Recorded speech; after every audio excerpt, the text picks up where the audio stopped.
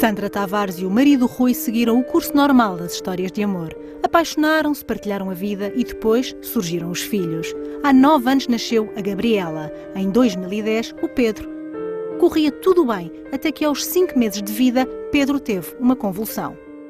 Reparámos que a respiração dele não estava normal, os olhos vidrados, pupilas dilatadas, o corpo com tremores.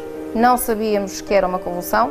O pai pegou imediatamente nele e de imediato pôs-se no hospital no serviço de urgência e foi aí que nos disseram que o que tinha acontecido era uma convulsão.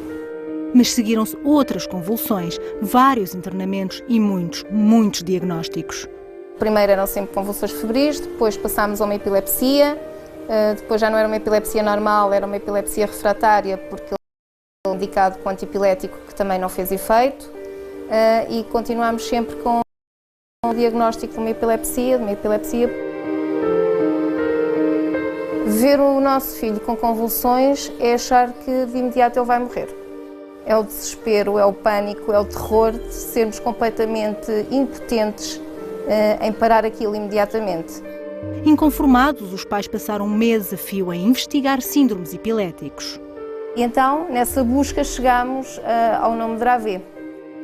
Dravet é uma doença genética e que se traduz numa epilepsia grave e fatal.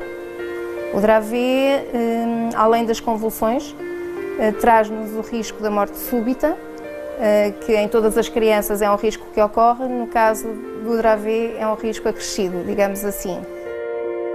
Os pais de Dravet sobrevivem, não vivem. É um viver com medo constante, é um viver com medo, é um viver em sobressalto. Se o telefone toca, é um susto. Se o telefone toca e é da escola, é o pânico. Por isso sobrevive-se, não se vive. Pedro tem hoje a medicação ajustada, o que permite aos pais controlar e antecipar a maioria das convulsões. Se o Pedro estiver numa situação febril, por norma tem convulsões de 8 em 8 horas. Se estiver bem, não, conseguimos fazer alguns períodos tranquilos. Ele faz terapia da fala desde os 3 anos, todas as semanas, faz terapia ocupacional, também semanalmente, tem o acompanhamento de uma educadora da educação especial, faz a hipoterapia e faz fisioterapia. Esta síndrome tem inevitavelmente impacto na vida familiar, mas os pais tentam que não afete demasiado a filha Gabriela. Tentamos não dramatizar, tentamos que ela perceba que a doença do irmão é como se fosse outra doença qualquer, para não aterrorizar esta criança que tem que viver com este irmão e como família nós temos que ter uma vida. E dentro de todas as suas limitações e dentro de todos os seus sustos e terrores que ela nos traz e que vivem connosco dia a dia, tentamos transformá-la numa vida mais dita normal.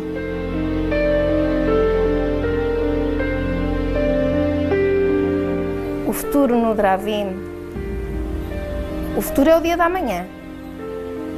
O futuro é o dia da manhã. O sonho de uma mãe Dravet é que o seu filho tenha qualidade de vida e que seja feliz. O Pedro é uma criança muito feliz, muito feliz.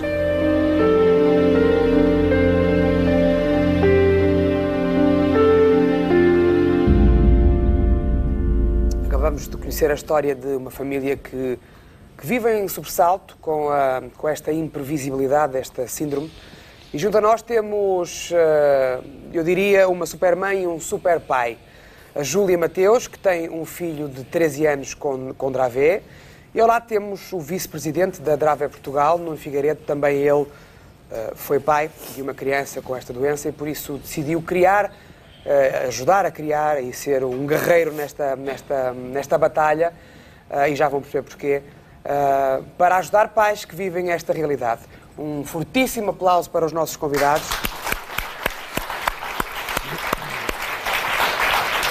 A Júlia é mãe do Duarte. O Duarte hoje tem 13 anos. 12. Júlia, quando lhe diagnosticaram o síndrome de Dravet ao seu filho, nunca mais se vai esquecer das palavras que o médico lhe disse, pois não? Não. Portanto, o Duarte tinha 7 meses quando teve a primeira convulsão. Foi fácil chegar ao diagnóstico. No caso do Duarte ele teve um percurso muito rápido. Foram muito seguidas, foi como a Adra diz, nós pesquisámos logo muito rapidamente e realmente houve um médico com 1 ano e pouco de vida que nos disse: isto é Dravet, o seu filho nunca vai andar, nunca vai falar, nunca vai tirar as fraldas. Foi assim um tombo. Na realidade isso não aconteceu, porque o Dravet é grave, o Dravet foi um turbilhão na nossa vida, para nós pais, para a irmã, mas o Duarte, no caso do Duarte, manifestou-se de maneira diferente. O Duarte fala, anda, pronto, é complicado, temos uma vida difícil, na medida em que não temos muitas ajudas, também não temos... Aquilo que aquela mãe disse é verdade, que os pais de Dravet não vivem, sobrevivem, isto é verdade? Obviamente que sim. Porquê? Porque estamos sempre em sobressalto, não deixamos que ele permaneça muito tempo sozinho no espaço da casa, estamos sempre a chamar por ele e não o deixamos com qualquer pessoa, porque não é fácil para nós, nem para as outras pessoas viverem com ele. Claro. Porque se isso acontece com alguém, é um pânico total. Se para nós que já sabemos viver com a doença, portanto, viver não, aprender a viver, exatamente, é difícil, quanto mais para outras pessoas, até para os avós, para qualquer pessoa, para a escola, na escola. Porque uma coisa que me impressionou bastante, e a mim, principalmente nesta fase que estou a viver, porque vou ter uma filha dentro de muito pouco tempo, a gravidez foi perfeitamente normal. Tudo normal. Nasceu perfeitamente normal. Tudo igual à irmã, tudo igual. Eles têm 10 anos de diferença, tudo perfeitamente normal. No caso do seu Duarte, foi com 8 meses que teve... Ainda não tinha 7. Portanto, o que é tarde já para as crianças que costumam ter estas... Aliás, o Duarte já dizia algumas palavrinhas e não perdeu. Nessa parte foi mais ou menos bom. Okay. Agora, a parte cognitiva dele está afetada, obviamente, porque ele tem um déficit cognitivo relativamente... O Dravet por si só já é grave e depois a parte cognitiva fica de facto afetada. Eles são todos meninos diferentes, uns mais, outros menos, são todos meninos diferentes. Todos os meninos de Dravet não há um padrão igual, mas não é fácil de todo. Júlio, a associação que é presidente, Nuno, desculpe, este tema é o... Bem, enfim, a associação de que é presidente, qual é porque é que existe e qual é o seu principal objetivo? Um objetivo imediato. Se eu lhe perguntar um objetivo para esta associação, qual é que é? Antes de mais, muito bom dia. Olá, Cláudio. Olá, João Paulo. Deixem-me aproveitar para vos agradecer esta oportunidade, porque, de facto, a pergunta que me faz, a resposta que lhe posso dar, é isto que nós estamos a fazer aqui. Um dos grandes e principais objetivos da associação é informar. Neste momento precisamos de informar, precisamos de identificar, precisamos de diagnosticar e precisamos de apoiar. É para isso que existe esta associação.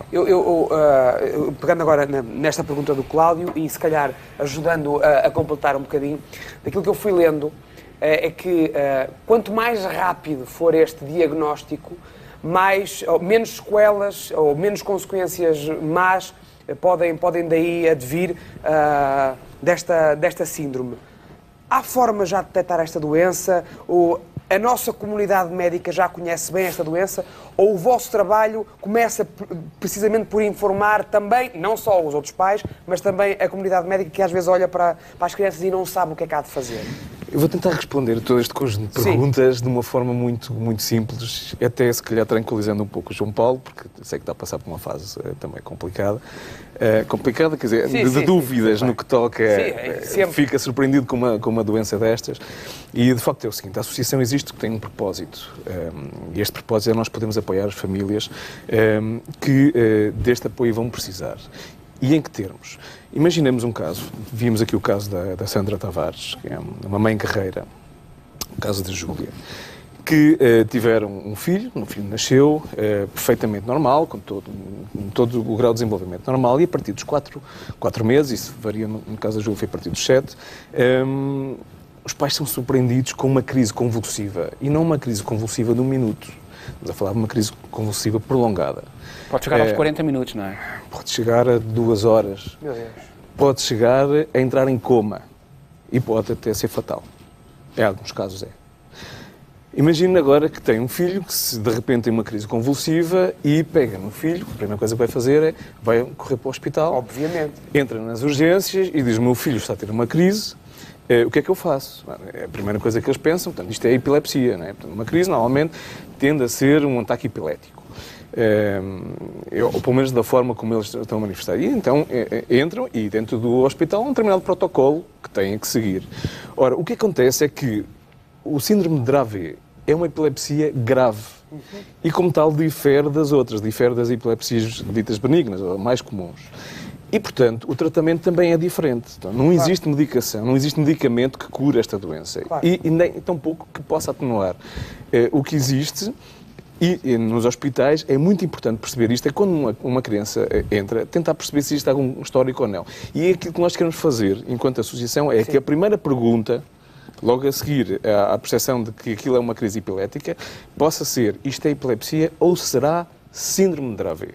Claro. Porque se for síndrome de Dravet, aqueles medicamentos que são protocolados para serem diagnosticados são contraindicados. Contraindicados. E significa que podem agravam, e há casos de crianças que entram, tomam esses medicamentos porque se pensa que é um... Portanto, não estão diagnosticados, identificados, lá está, como uma criança Dravet. E então é-lhes dado uma medicação que não vai fazer parar essa crise. Essas crises até tendem a demorar 45 minutos, uma hora, até conseguirem estabilizar ou não. Então têm que ser induzidos em coma.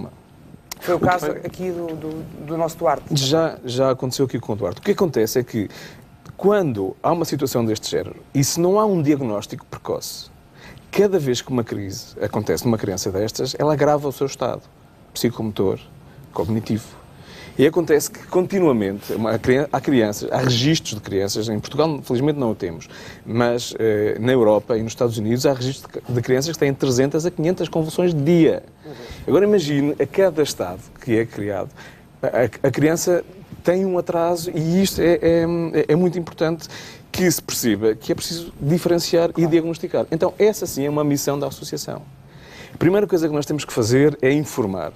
Temos que informar a população em geral, e informar os profissionais da saúde, os neurologistas, os pediatras, dos centros de desenvolvimento. Aliás, um dos trabalhos que a Associação fez agora recentemente foi lançarmos uma campanha Dravet no Mapa, para o qual tivemos imensos apoios de entidades que se associaram à nossa causa, pro bono, e fizemos chegar a mais de 200 centros hospitalares, centros de neuropediatria,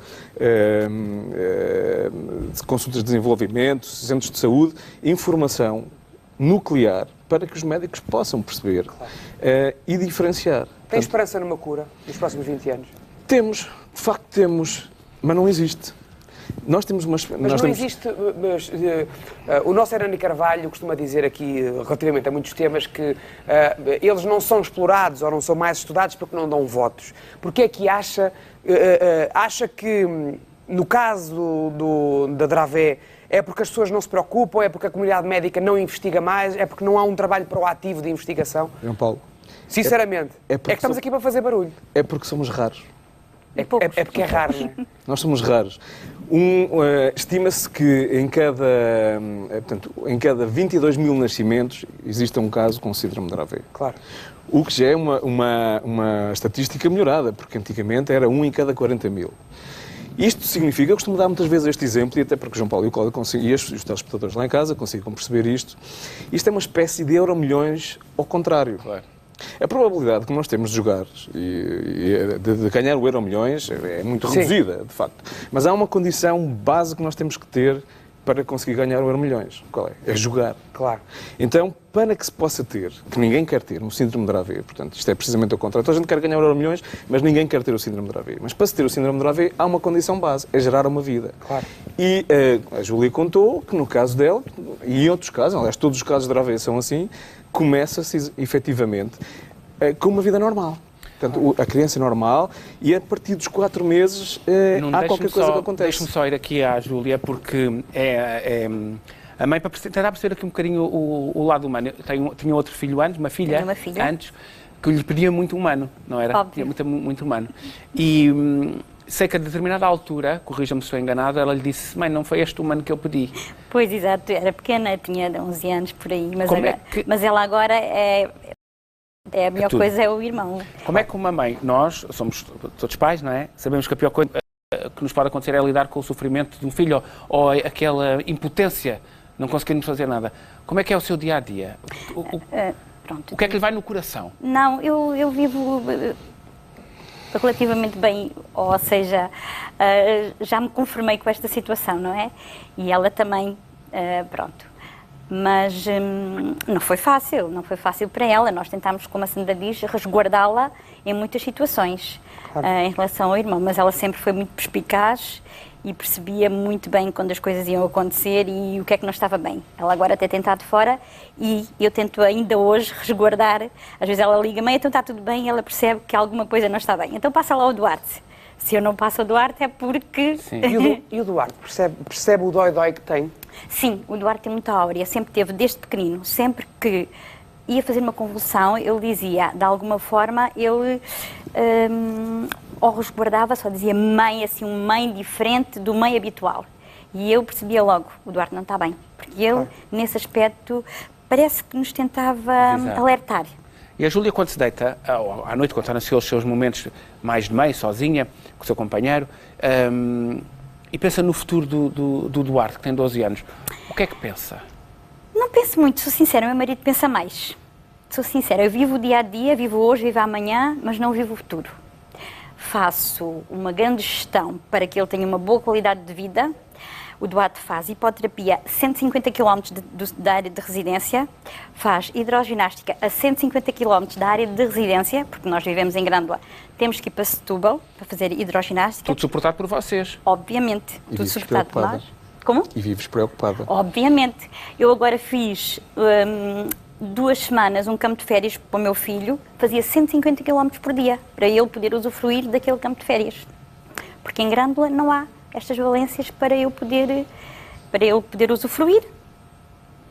Olhem, desculpem, eu estou a adorar ter-vos aqui mesmo, porque acho que a nossa missão aqui, enquanto comunicadores, enquanto trabalhadores da televisão, é informar os outros. E é para isso que vocês estão aqui. Infelizmente o tempo em televisão é muito reduzido, estamos a acabar a nossa entrevista, mas eu gostava que fizéssemos valer a sério estes últimos 2 minutos que temos para passarem as mensagens que entendam, fazer os pedidos que acham que devem fazer, as mensagens, os avisos ao nosso Estado que acham que devem fazer. Portanto, eu começaria por si, Júlia, tem 1 minuto e dava-lhe 1 minuto assim, Nuno, porque de facto é aproveitar o que temos aqui para fazer algum barulho e fazer as coisas avançar. Júlia. Então o barulho é assim, nós vivemos numa terra pequena e não há valências nenhumas. Eu queria que a escola, alguma coisa, pronto, algo mais sólido, exatamente, olhasse por eles, por estes meninos, não só ele, não é?